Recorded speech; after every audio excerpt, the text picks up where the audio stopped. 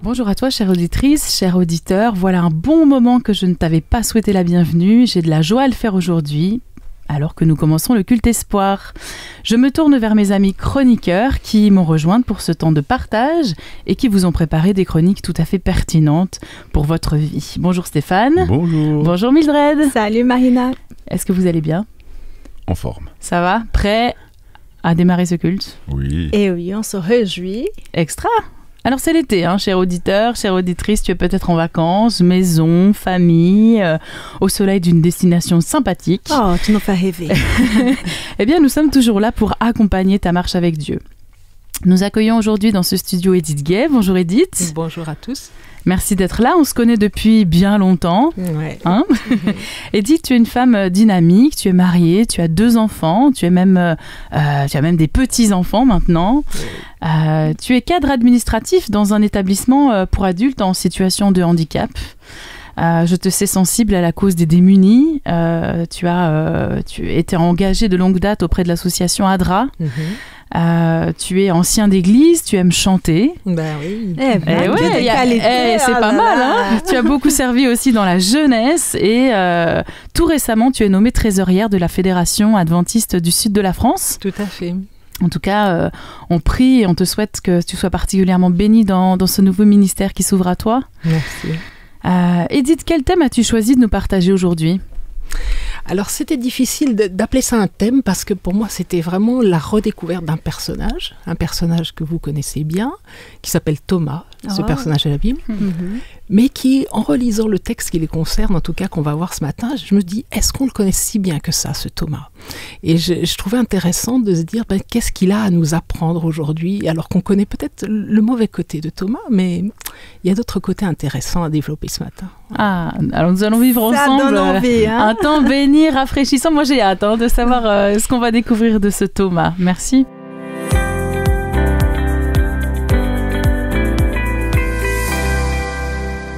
Alors j'aime particulièrement la chronique Dieu dans ma semaine, qui nous permet de partager, chers auditeurs, chères auditrices, de quelle manière nous vivons les défis de notre quotidien avec le soutien de Dieu.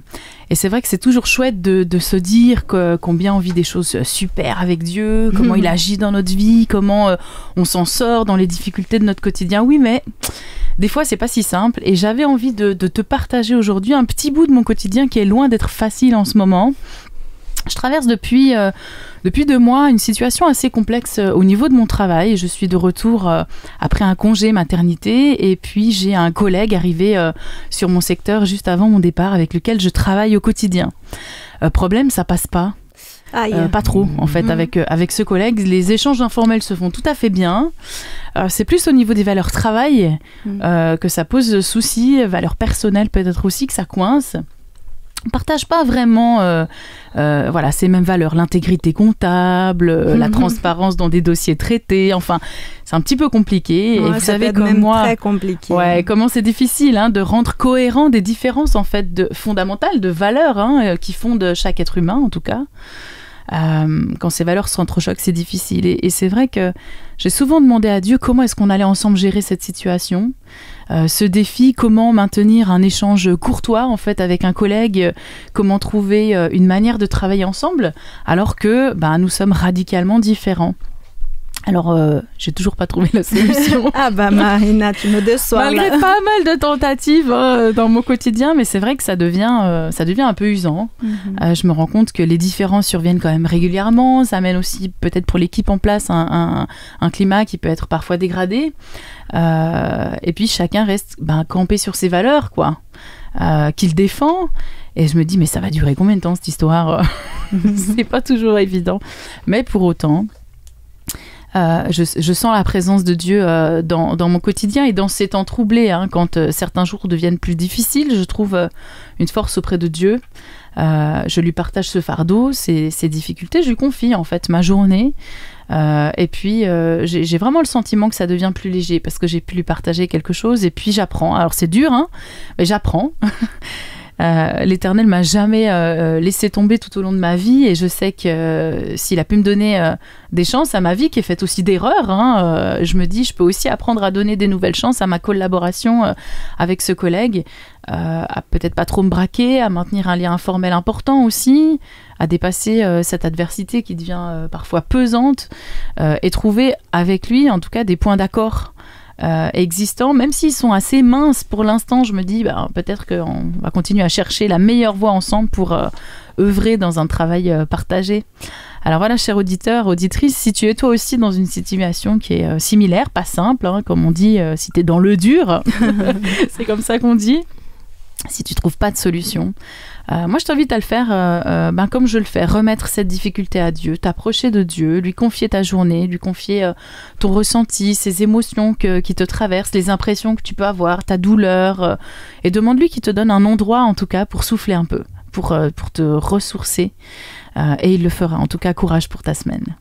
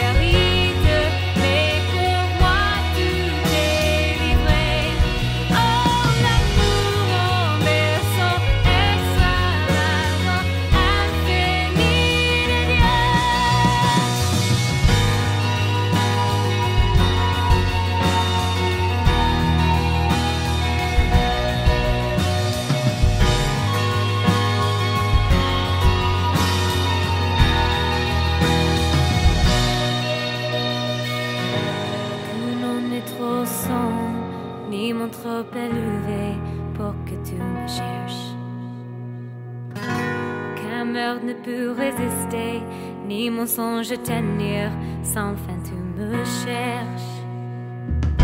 Aucun homme n'est trop sombre, ni mon trop élevé, pour que tu me cherches. Aucun meurtre ne peut résister, ni mon songe tenir, sans fin tu me cherches. Aucun homme ne peut résister,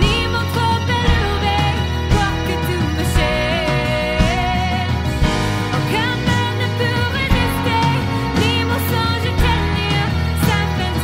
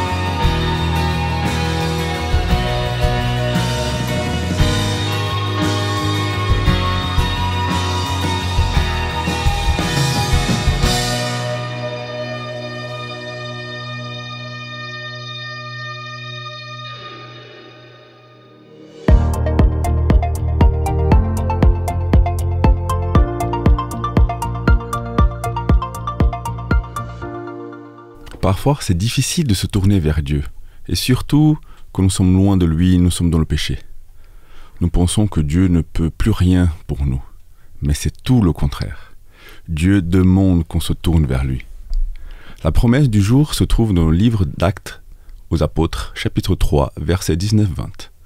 Dieu nous dit, si nous changeons et si on se tourne vers lui, il nous donnera du repos et il nous enverra le Messie. Il est écrit, verset 19, « Maintenant donc, changez et tournez-vous vers Dieu pour qu'il efface vos péchés. » Et voici la promesse au verset 20. « Alors le Seigneur nous accordera du temps de repos et nous enverra celui qui vous est destiné, comme le Messie, Jésus. » Dieu nous appelle au changement. Il faut se retourner vers lui, quelle que soit notre situation.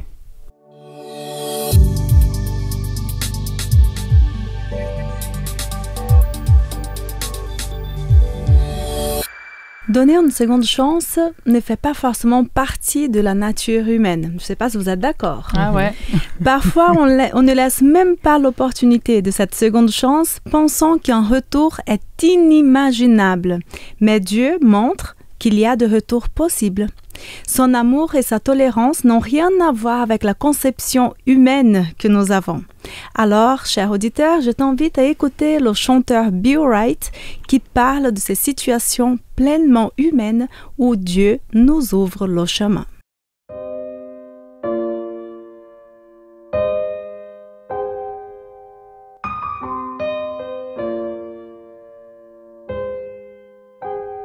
Ce matin je me lève avec la boule au ventre, car hier je me suis vautré dans le péché.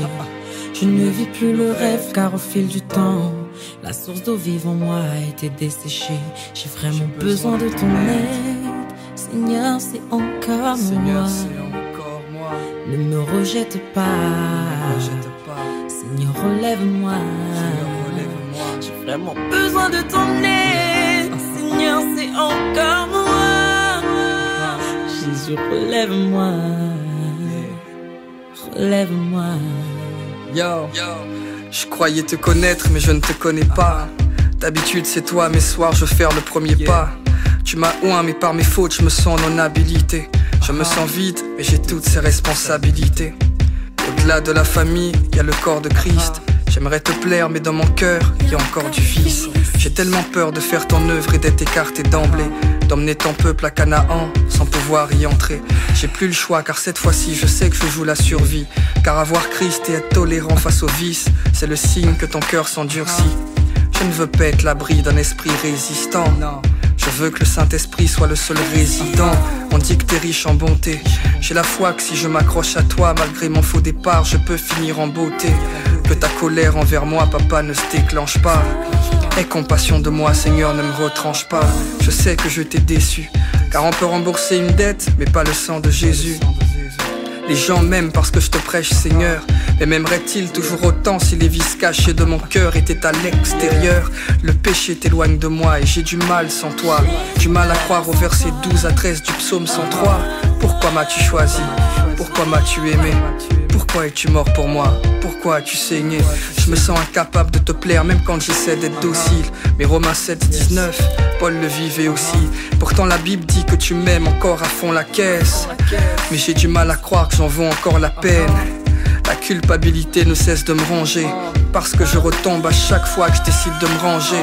Vais-je un jour changer? Ou vais-je un jour vivre Christ? Ou suis-je condamné à toujours vivre triste? Mais le secours me vient de là-haut. Chaque fois tu ne cesses de me repositionner. Waouh, Lucifer est tombé, t'es pas descendu. Et pour nos fautes à Golgotha tu ne t'es pas défendu. Au-dedans de moi je suis à 2 doigts du renoncement.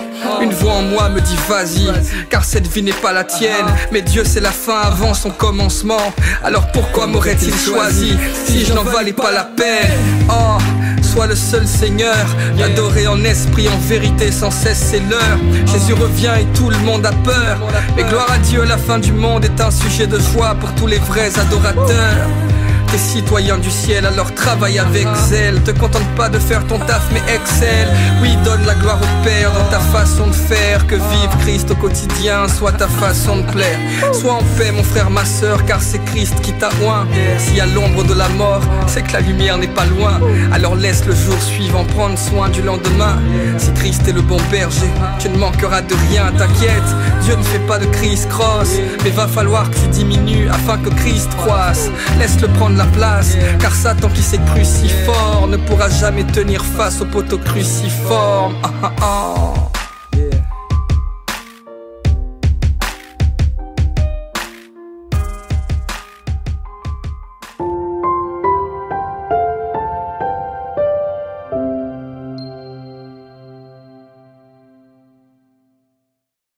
C'est chouette comme chanson, hein? Ouais. J'ai bien aimé découvrir ce chanteur-là qui parle d'une façon tellement claire.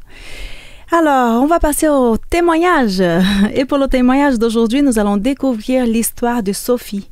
Elle nous parle d'une expérience où elle a vécu ce fameux décrochage spirituel. Mais je ne t'en dis pas plus, je te laisse plutôt découvrir. Bonjour à tous, voilà, je m'appelle Sophie, j'ai 40 ans, je suis infirmière depuis maintenant presque 15 ans. Je suis dans la région depuis 4 ans. Voilà, donc j'avais envie un petit peu de vous expliquer comment j'ai rencontré Dieu réellement. En fait, j'ai rencontré Dieu il y a 3 ans dans ma vie. Dès que je l'ai rencontré, je me suis engagée rapidement avec lui, c'est-à-dire que j'ai décidé de me faire baptiser à l'église de Vivo. En fait, je connais l'église adventiste depuis mon enfance. Mon père était pasteur. Il était même directeur de la colonie Moulin de l'Héron, dans le sud de la France. Puis, il s'est occupé pendant des années de personnes ayant des problèmes de toxicomanie. Okay. Donc, j'ai fréquenté l'église depuis mon enfance jusqu'à mes 15 ans. Parce qu'en fait, mes parents m'y ont obligée. Et puis, pendant mon enfance, j'ai beaucoup participé à des colonies. Je faisais partie des tisons, des expos, donc au sein de l'église. Voilà, des scouts, comme on dit dans notre église. Et puis, pendant mon enfance, mes parents sont divorcés. J'avais l'âge de 7 ans. Et j'ai beaucoup souffert de cette séparation parce que je comprenais pas les valeurs qu'on m'inculquait à l'église. L'amour de Jésus, l'union dans l'amour, etc. Et puis, mes parents qui se sont séparés. Et pour moi, ça a fait un bug dans mon cerveau. Et puis, je posais souvent des questions à mes parents parce que j'ai perdu un frère à l'âge de 2 mois qui aurait eu 2 ans de plus que moi, que je n'ai pas connu. Et je comprenais pas comment on peut dire qu'un Dieu si aimant puisse laisser partir un petit bébé comme ça, pourquoi mes parents étaient divorcés. Enfin voilà, j'avais plein de questions en fait que je posais à mes parents et je comprenais pas le sens de leurs réponses en fait. Je dis mais comment ils peuvent aimer un Dieu comme ça quoi. Voilà, donc après je suis partie, j'ai fait mes études à Lyon, j'ai fait ma petite vie, j'ai rencontré plein de copains dans le monde notamment de la musique électro. Okay. Je suis restée pendant 5 ans avec un ancien DJ. Et puis, donc là, c'était les soirées, la drogue, tout ce qui va avec, en fait. Et pendant des années, j'ai lutté pour ne pas en prendre. J'avais toujours cette petite voix qui me disait, mais n'y va pas, ne tente pas, ça sert à rien, c'est illusoire. Et puis, je m'amusais très bien en soirée comme ça, sans, en fait. Et puis, en fait, à force d'être tentée, un jour, j'ai succombé à la tentation. Et je sais plus, il y a un verset biblique, mais je suis pas assez calée pour ça, mais qui dit que justement Dieu, il te laisse aller dans les tentations, mais il va pas au-delà de ce que tu peux être.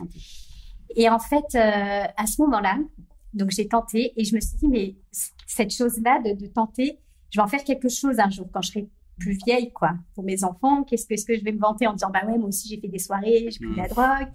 Qu'est-ce que je vais en faire de ça? Et en fait, j'avais cette petite voix qui me disait, si peut-être qu'un jour tu vas pouvoir te témoigner dans quelque chose d'une lumière, quoi. Mais à ce moment-là, je ne savais pas.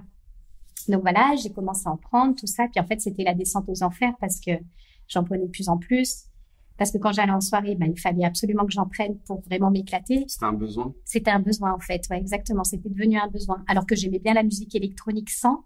Mais du coup, c'est devenu un besoin. Et puis j'en prenais toujours plus. J'allais sur le darknet. Alors c'est des choses pas très jolies sur Internet pour justement pouvoir choper de la drogue, etc. Puis des fois je prenais ça et je me dis mais c'était pas moi. J'avais l'impression que j'étais une double personne, quoi. Tu sentais qu'il manquait quelque chose? Oui, exactement. Il manquait quelque chose. Et du coup, j'avais cette illusion qu'en prenant de la drogue, en fait, ça te remplissait. Et notamment, la MDMA, qui est une drogue synthétique, qui te procure le bonheur.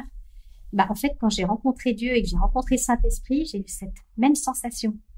Mais j'ai dit, mais c'est pas possible. Et en fait, avec du recul et une certaine analyse, je me suis dit, mais l'ennemi, il est tellement puissant dans sa folie, qu'il a réussi à imiter la sensation du Saint-Esprit.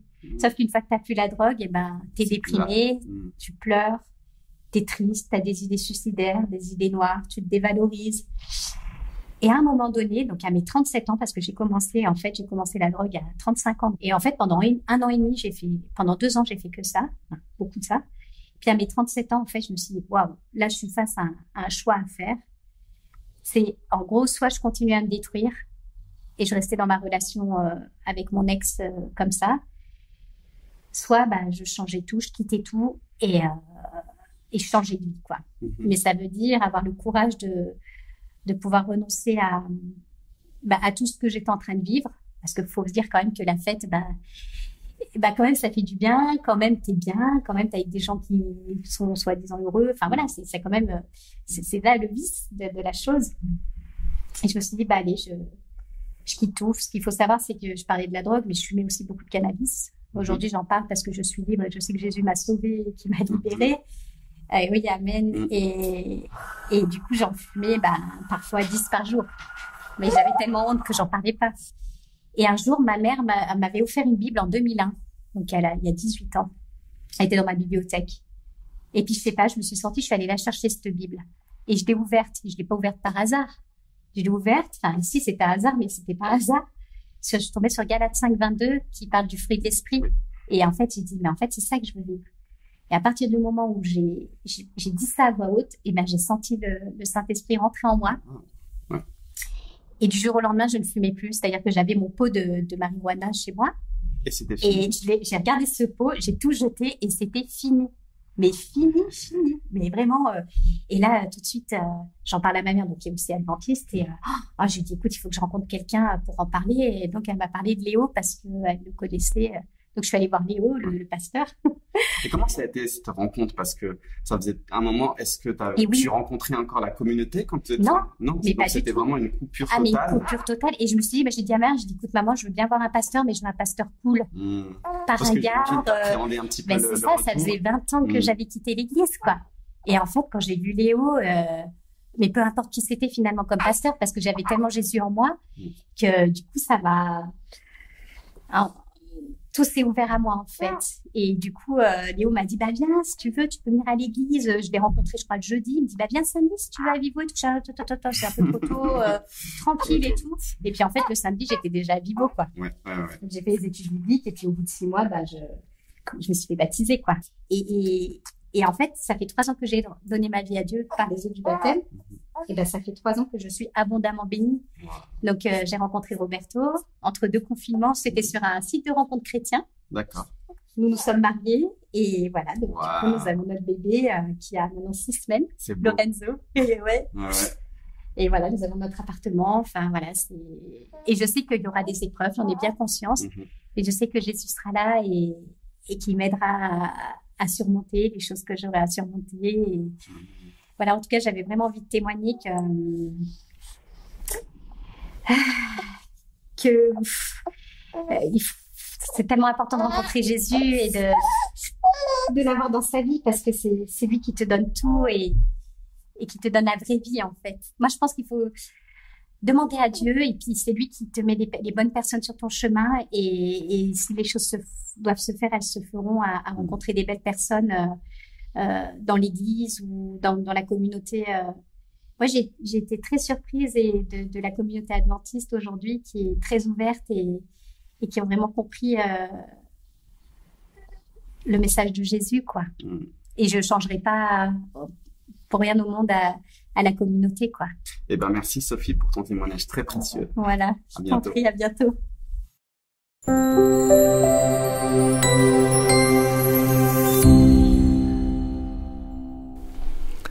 Très touchant ce témoignage ce matin, et ça va rejoindre un petit peu le témoignage en fait qui se trouve dans la parole de Dieu et qui se trouve dans Jean au chapitre 20. Pour ceux qui ont une Bible, eh ben, je vous invite à l'ouvrir chez vous. Les versets choisis sont le verset 19 au verset 25. Et ces versets nous introduisent auprès d'un personnage, comme je le disais tout à l'heure, que nous connaissons bien. Et je suis sûre qu'il nous ressemble, parce qu'il vous ressemble et il me ressemble. Jésus vient un dimanche en soirée dans une maison où se trouvent les disciples et dont les portes sont verrouillées parce qu'ils ont peur.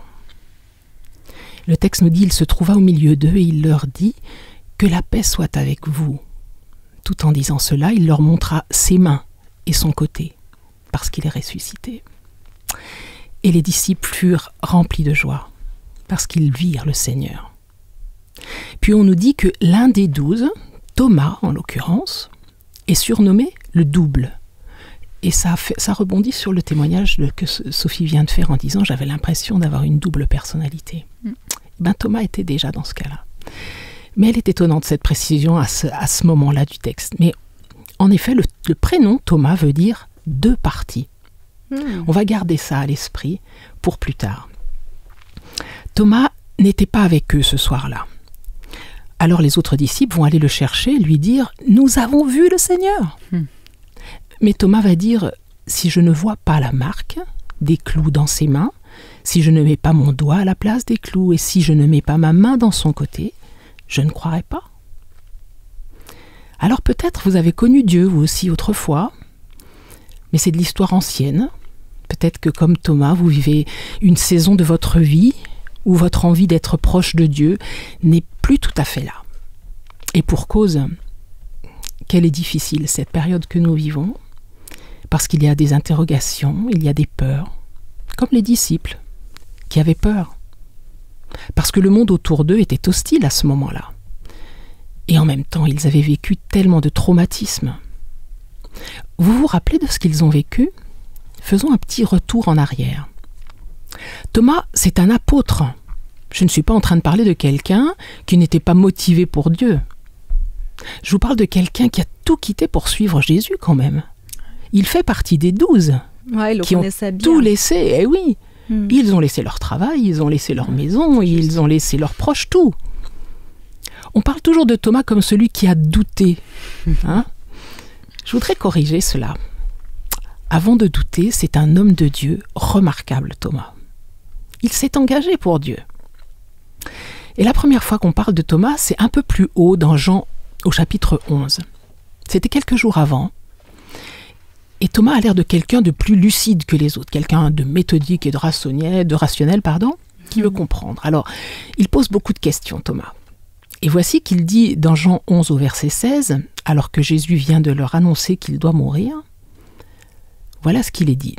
Thomas, surnommé le double, dit aux disciples « Allons mourir avec Jésus !» C'est-à-dire que Thomas, avant tout le monde, avait compris ce que ça voulait dire de suivre Jésus. Il est prêt à donner sa vie pour Jésus. Thomas était le plus motivé des disciples. Si on lui avait posé la question « Est-ce qu'un jour tu quitteras Jésus ?» il aurait répondu « Jamais ». Et bien ce jour-là, il n'y est plus. Vous savez, quand Jésus avait dit à un moment « Que votre cœur ne se trouble point, croyez en Dieu et croyez en moi. Vous savez où je vais et vous en savez le chemin. » Et là, il y a Thomas qui lève la main, parce qu'il ne comprend pas, il pose une question. Peut-être cela interpelle quelqu'un ce matin. Tu es prêt à aller au bout du monde, mais à condition qu'on t'explique par où il faut passer. Thomas lui dit « Seigneur, nous ne savons pas où tu vas. Comment pouvons-nous en savoir le chemin ?» Et c'est là que Jésus va lui dire « Je suis le chemin, la vérité, la vie. C'est moi le chemin, Thomas. C'est moi, dit Jésus. » Sauf qu'il a un problème, Thomas, avec le chemin. Parce qu'il démarrait tranquillement, ce chemin. Et puis, il est passé par un endroit qui s'appelle Gethsémani. Et là, il s'est dit « Ah oui, c'est vraiment dur le chemin. Et puis le chemin a pris ensuite une autre rue de Jérusalem. Elle s'appelle la Via Dolorosa. Et là, Thomas se dit, on m'avait dit que ça allait être dur, la vie de chrétien, mais c'est encore pire que prévu. Et puis le chemin a continué de monter jusqu'à une colline qu'on appelle le Golgotha. Et là, Thomas, sa foi, elle a pris un tel choc à ce moment-là, que lui qui pensait ne jamais craquer, ne jamais décrocher, va décrocher spirituellement. Ce jour-là, il quitte la communion des frères, il quitte sa vie de prière, il se referme. Vous savez, on peut être chrétien depuis des années, et comme Thomas, avoir ce côté double. On est tous des Thomas. Une partie de nous qui va bien et qui veut aller de l'avant dans la foi, et puis une partie de nous qui est moins bien. Une partie de moi veut louer Dieu et l'autre se dit Dieu, avec ce que je vis en ce moment. Je pensais à ton témoignage, Marina. Ben là, tu vois, j'ai pas trop envie de louer, tu vois.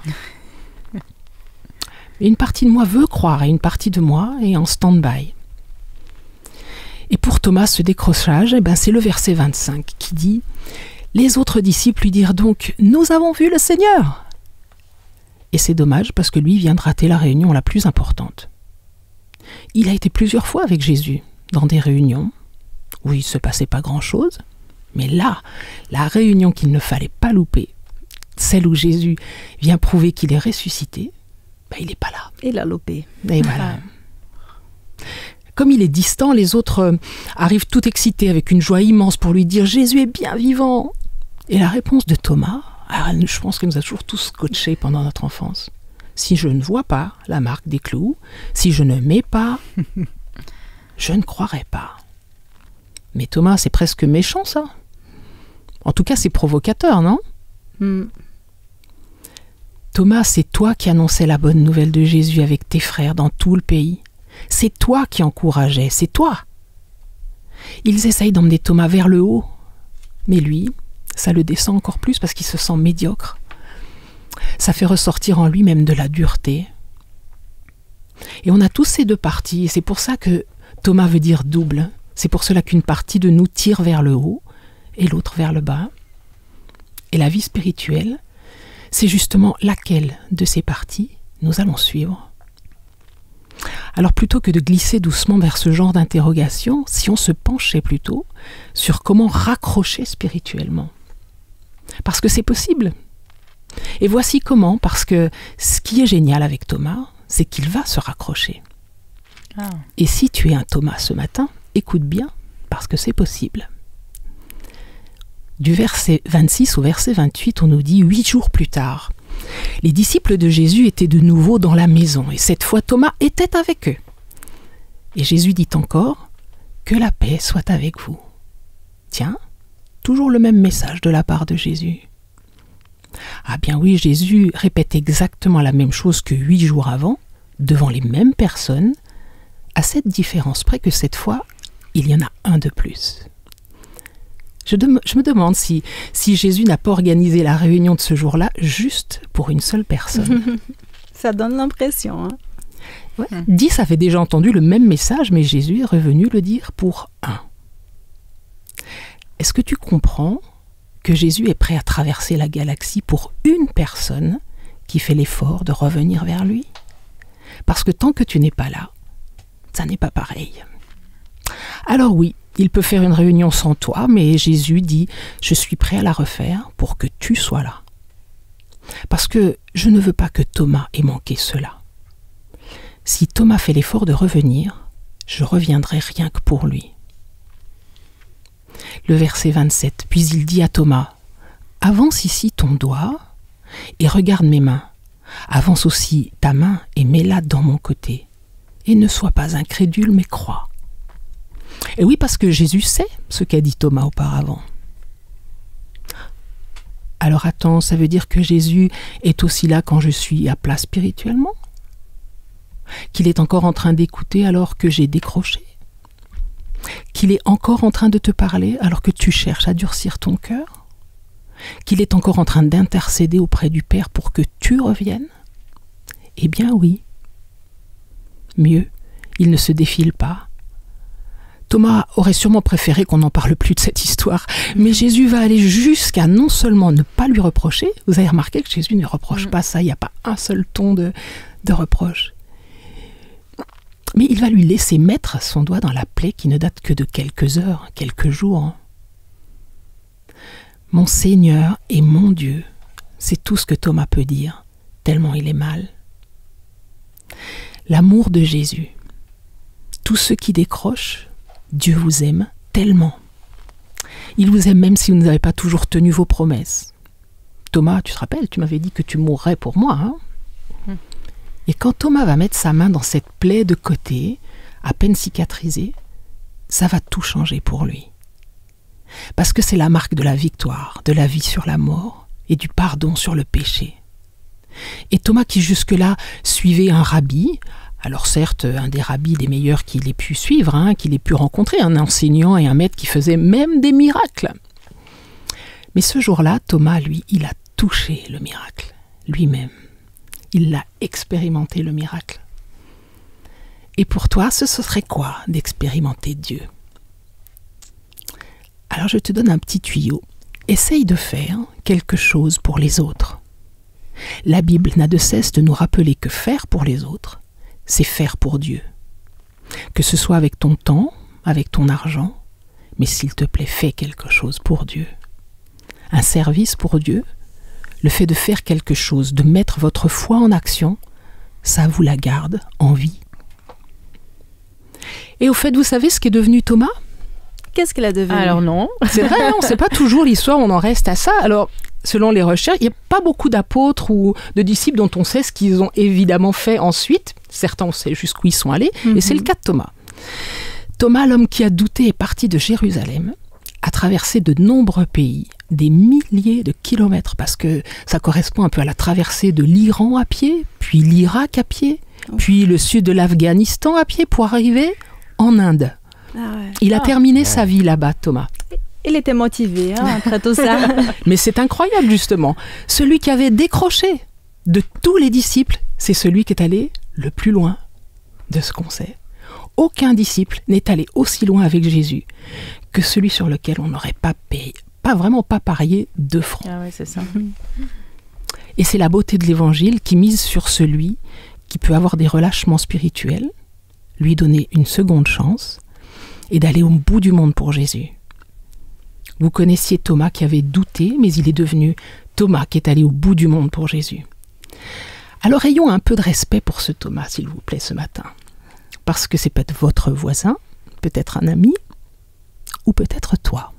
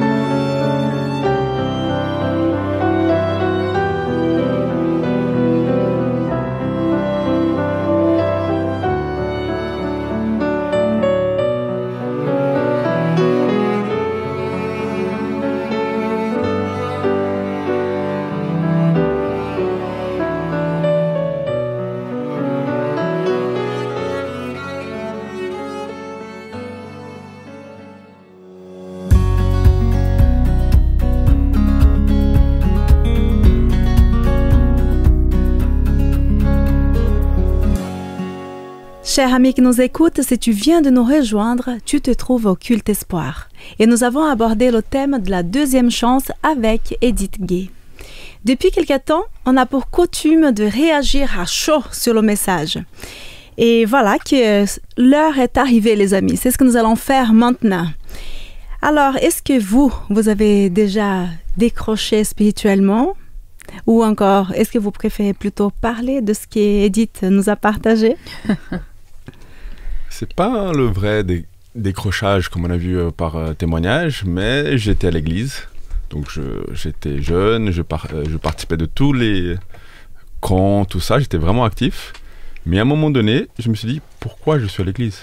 Donc j'étais à l'église, mais juste pour les amis. Et c'est un moment que j'ai eu le choix, j'ai déjà marié, tout ça. Mais pourquoi je suis à l'église? Pourquoi je viens? Tu te questionnais, en fait. Oui, tout à fait, parce que qu'est-ce que ça fait? Et là, c'est là que on peut dire que j'étais un peu décrochage, parce que mais j'étais pas dedans. Je me suis dit, non, je veux quelque chose d'autre. Je veux plus juste le fun. Je veux quelque chose de différent. Tu te ressaisis. Mais c'est vrai que là, ça me fait penser aussi au témoignage de Sophie tout à l'heure, quand elle le dit à haute voix, elle l'admet. Et ça, je pense que c'est vraiment quelque chose d'important. Il faut qu'on reconnaisse, qu'on admette qu'il y a quelque chose qui ne va pas. Parce que comme tu dis, on peut quelque part mener une vie plutôt correcte. On va dire, je ne commets pas de grosses fautes, de gros péchés. Mais on peut se sentir éloigné, n'est pas vraiment connecté à Dieu. Ouais. Moi, ce que j'aime particulièrement dans ces décrochages, j'en ai vécu aussi quand j'étais jeune, c'est toujours ce sentiment que ça va être trop difficile de revenir, en fait. On se dit, mais on n'est pas digne, on mérite pas, en fait, le pardon de Dieu, et puis qu'est-ce qu'il va penser, puis qu'est-ce que les autres, surtout, vont penser. On va revenir à l'église, les gens savent ce que j'ai vécu, ce que j'ai fait, ce que je dis, comment je me comporte. Enfin, il y a beaucoup de choses qui peuvent nous arrêter, en fait, pour le regard de l'autre, pour revenir, en fait, à Dieu. Et j'aime beaucoup ce que tu nous as partagé, Edith, dans cette image de ce Jésus qui ne juge pas, en fait. À aucun moment, il apparaît avec une phrase ou quoi que ce soit de jugement, mais toujours dans l'accueil, toujours dans cet amour incroyable, en fait, qu'on ne peut pas décrire et qu'on ne peut absolument pas comprendre en tant qu'humain, parce que nous, on va forcément se dire, alors si tu reviens à l'église, il faut une demande de pardon officielle, il faut bref, presque faire pénitence, en fait, pour ensuite être digne d'être accepté dans une église ou autre. Et puis en fait, Jésus ne fonctionne pas du tout comme ça. Mais Jésus, il attend, il est toujours disponible, il est toujours accueillant, il souhaite ton retour, il prie ton retour, en fait. Je trouve ça juste hallucinant, cet amour incroyable de ce Jésus. Voilà. L'exemple de Thomas, là, c'est que Jésus, il est prêt à même refaire une deuxième fois, être là.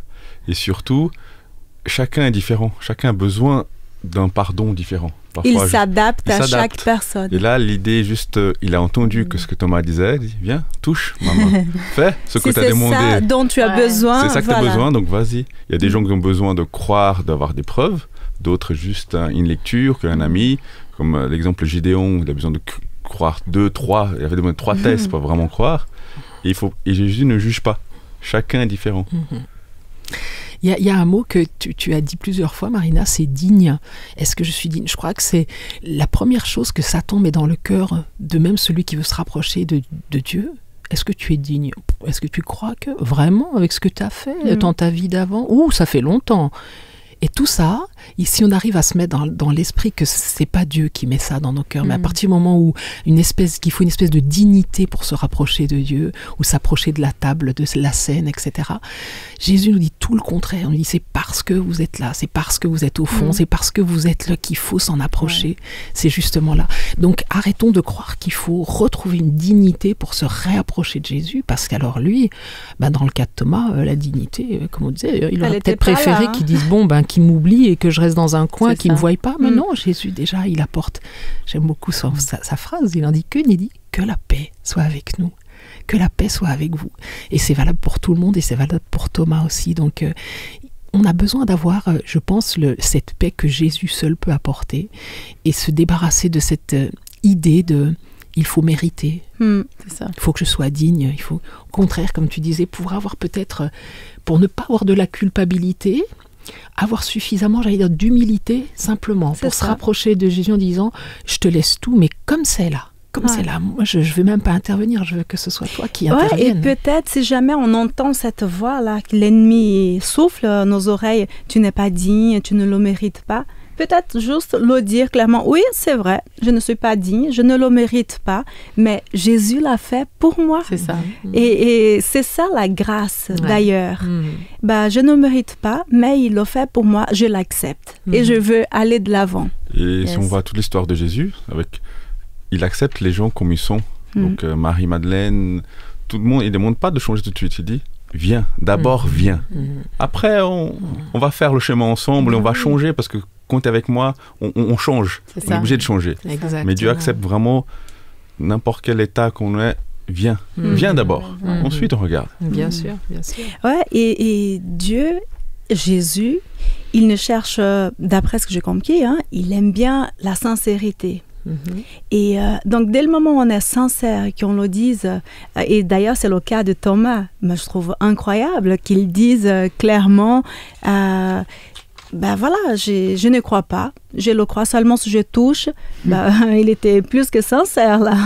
Et ça peut être aussi appliqué à nous aujourd'hui. Qu'on puisse faire le point de notre vie et de dire, voilà, ça ne va pas, ça va pas. Je ne crois pas du tout qu'on pourra réparer tout ça, mais je crois en toi, Jésus. Je sais que toi, tu as le pouvoir de le faire.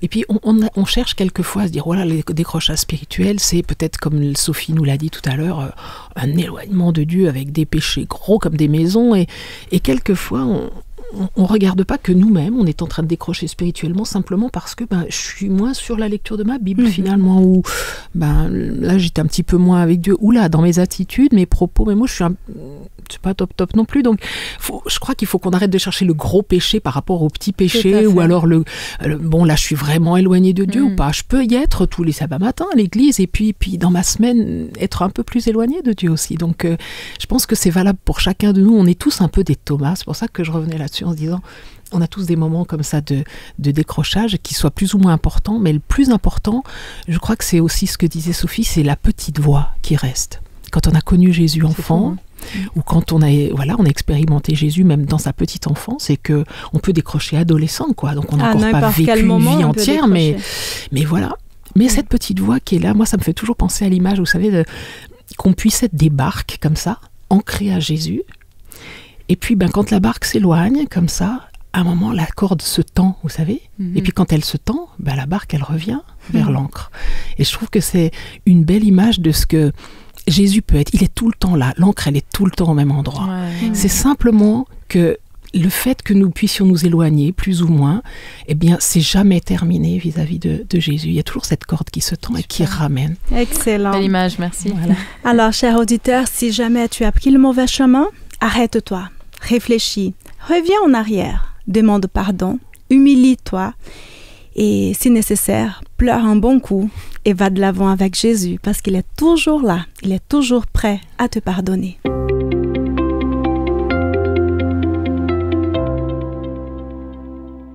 Bienvenue dans la chronique Dieu dans les arts. Alors ici, on vous partage tout ce qui concerne les arts et qui est dans la thématique de notre culte du jour.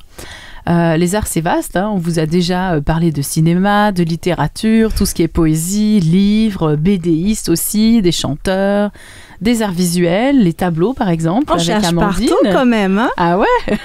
Du rap, des arts de la scène, comme la danse, bref, on vous traite aux petits oignons comme on le dit si bien. Et pour aujourd'hui, nous allons nous tourner vers le cinéma.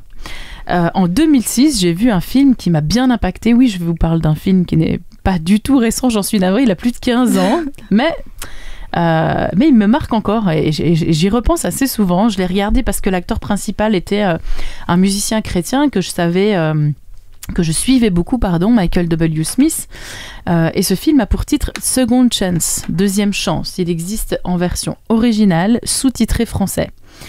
Il a été réalisé par le musicien Steve Taylor et il a remporté notamment le prix du meilleur long métrage dans un festival de films chrétiens aux États-Unis, dont je tairai le nom parce que je ne parle pas du tout l'anglais, et Amandine n'est pas là aujourd'hui pour nous faire une super démonstration de son accent anglais impeccable et efficace, tant pis. Enfin... Seconde Chance nous raconte l'histoire de deux pasteurs américains, un noir, Jeff Carr, et un blanc, Michael W. Smith, issus de deux églises qui sont fondamentalement différentes. La première, toute petite congrégation, mais des fidèles réguliers, concernés. Une église qui est dédiée au soutien de la population locale, dans le quartier le plus pauvre de la ville. une population qui n'a pas les moyens et où la violence est constante. Alors, cette église propose des repas gratuits, le soutien auprès des jeunes délinquants, des programmes pour aider les jeunes prostituées à amorcer un changement de vie, etc. Enfin, de manière très impliquée dans la vie locale. Et le pasteur est un homme humble, passionné, dédié au service de la population et de ses membres d'église avec un amour puissant et inconditionnel. C'est une très belle leçon. C'est l'église exemplaire, là. Ça semble une église exemplaire. Ouais. Et la deuxième, petite alors église. La seconde église, The Rock. Le Rock. Alors, c'est un style méga church, énorme église. Elle est constituée d'une foule de membres, une église de blancs, quelque part, qui a les moyens parce qu'ils proviennent évidemment des quartiers plutôt chics de la ville. Alors, ça fait très très cliché, mais attendez la suite quand même. Et donc, un important dispositif publicitaire, médiatique est développé dans la ville. Le pasteur est un homme réputé, on vient voir ses prêches. La louange est puissante, électrique, grâce à ce chanteur Michael Smith.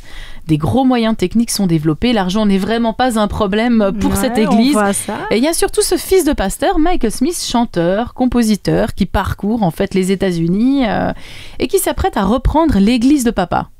Et oui, parce que ça se fait beaucoup aux États-Unis. C'est des églises qui se transmettent de père en fils. C'est ça. Et comment ces deux mondes vont se côtoyer, se confronter? C'est vrai qu'au départ, on se dit, mais quel est le lien? On ne comprend pas tout à fait. Il y a quand même une problématique. Eh bien, le papa de Michael, c'est un homme qui est sage, qui est pasteur. Et il voit que son fils n'est pas prêt du tout, en fait, à la succession à la tête de cette église. Et ça le peine beaucoup. Mais il n'est pas le seul. Le conseil de l'église de Rock n'aime pas non plus l'attitude de Michael parce qu'ils craignent en fait pour cette succession d'avoir un pasteur chanteur. Qu'est-ce qu'il va pouvoir apporter à l'église si ce n'est son ego surdimensionné? Ce fils à papa est effectivement hautain, sûr de lui, trop centré sur lui, peu conciliant. Enfin bref, perspective mitigée, on va dire, pour la reprise de l'église de papa. Et donc le conseil d'église va pousser le pasteur en partance, donc le papa, à demander à son fils de rejoindre pour un temps de stage, la petite église sœur. Ah, bien sûr. Cette église de quartier chaud, cette église de noirs, quelque part. Et là, déjà, on a aussi ces clichés entre les noirs et les blancs. C'est très compliqué. Et un objectif est posé. Tout simplement, observe and learn. Observe et apprends. C'est voilà. Tout. Fais un petit stage. Et Michael Smith y va. Alors ça devient presque comique parce qu'on y voit tous les clichés. Évidemment, riche-pauvre, Michael Smith arrivant avec sa grosse berline dans un quartier insécure. Il n'a pas confiance, il se méfie, il a des grands préjugés sur les noirs. Et à l'inverse aussi, on se méfie de lui, le blanc, qui vit aisément alors qu'on est face à un quartier qui est en lutte pour sa survie finalement. Et Jeff Kerr, qui joue le pasteur de cette petite congrégation, va l'accueillir avec une très grande méfiance aussi parce qu'il le connaît de réputation. Pour lui, Michael est définitivement incapable de changer. Mais il obéit et il lui montre son quotidien rude, choquant, défiant pour un blanc qui n'a jamais quitté ses quartiers chics en fait. Et c'est un bouleversement qui se fait petit à petit. Un changement de regard, un changement d'attitude. Et le retour quotidien à la fin de son travail dans ses quartiers chics, qui commence gentiment à titiller notre Michael. Deux mondes qui se confrontent, deux mondes tellement différents. Comment se positionner? De réalité, où et comment veut-il se situer? Alors ce film Seconde Chance nous montre qu'une deuxième chance est possible. Ça prend son temps, c'est vrai, ça survient parfois dans des zones inattendues, alors qu'on n'espérait plus du tout, alors qu'on avait définitivement classé l'autre dans la case « ne changera jamais ». Eh bien, le changement, comme on l'a dit tout au long de notre culte aujourd'hui, le changement existe. Et avec Dieu, tout est possible. C'est la Bible qui le dit. Et j'aime cette idée que nous partageons depuis le début de ce culte. J'ai décroché, j'ai abandonné la partie, j'ai lâché prise.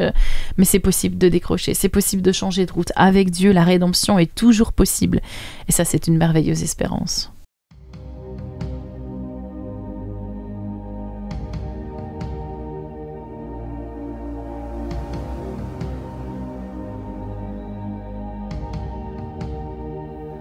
Combien de fois tu as plongé quand je me noyais? Combien de fois tu as veillé quand je t'oubliais? combien de fois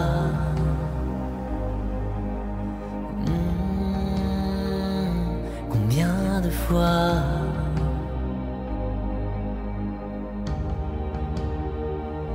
combien de fois tu m'as guidé dans l'obscurité, combien de fois tu m'as porté quand je m'effondrais, combien de fois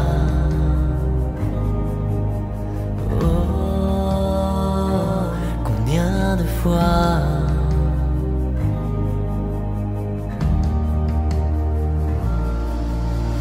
jamais mon cœur ne pourra répondre à cela, mais je vivrai dans la foi, mon Dieu, car tu es là à chaque fois. Oh, à chaque fois.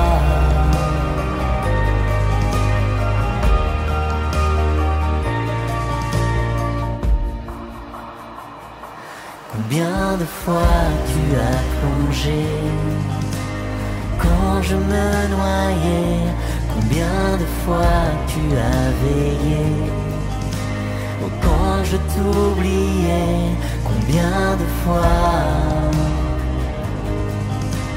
oh, combien de fois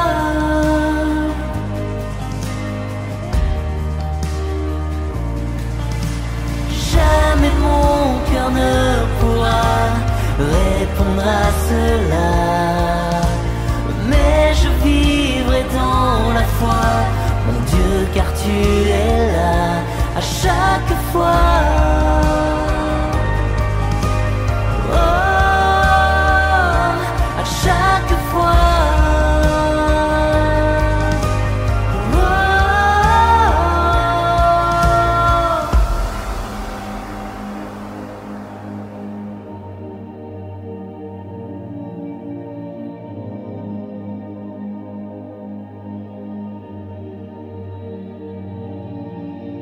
Mène-moi au cœur du Père, où brille ta lumière. Guide-moi en ce lieu saint, au creux de tes mains, où je suis tien. Oh, où je suis tien.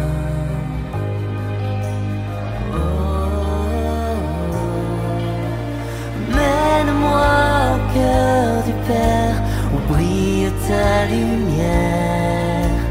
Guide-moi en ce lieu saint, au creux de tes mains, où je suis tien. Oh, je suis tien.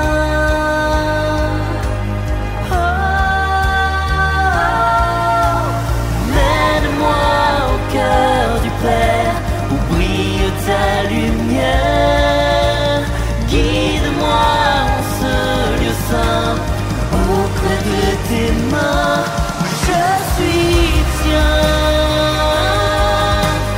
Oh, où je suis tien.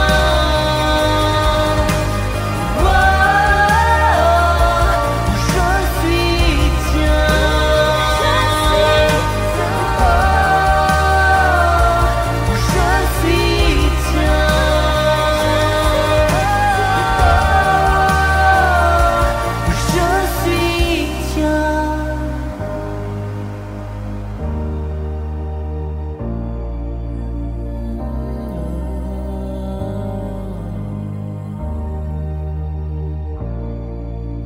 Jamais mon cœur ne pourra répondre à cela, mais je vivrai dans la foi, mon Dieu, car tu es là à chaque fois.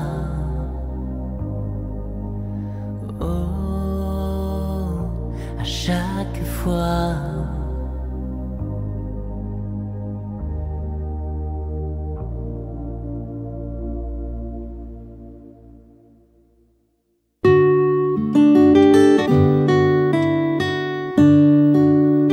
Dieu nous demande d'ouvrir notre cœur, de parler avec lui. Dieu nous invite à le faire dans tous les moments de notre vie. Prions. Oui Seigneur, notre Dieu, à l'image de Thomas, nous sommes souvent décrocheurs.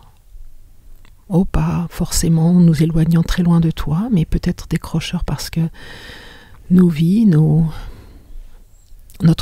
rythme peut-être aussi est difficile et lourd et chargé. Nos vies sont chargées, Seigneur.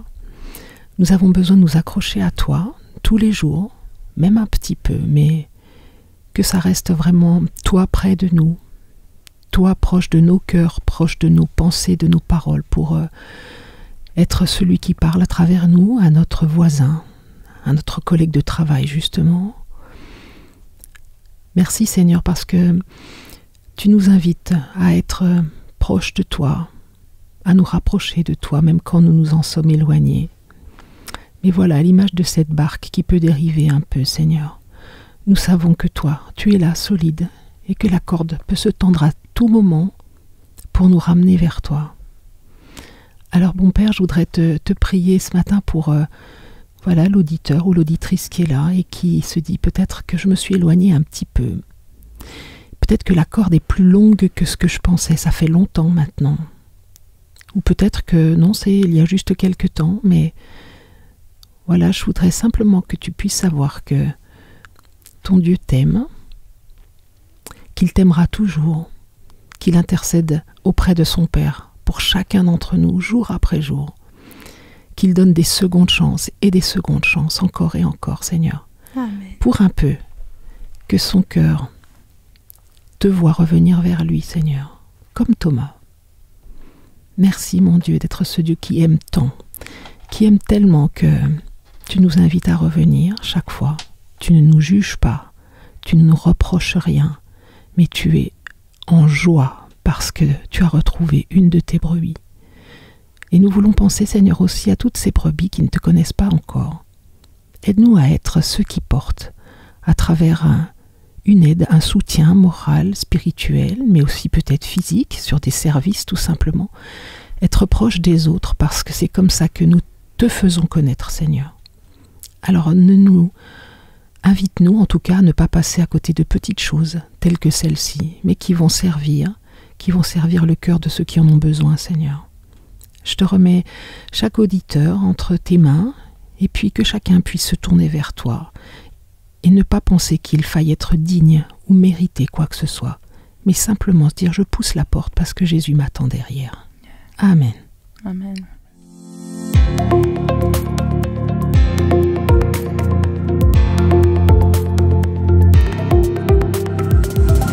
Maintenant, c'est à vous de jouer.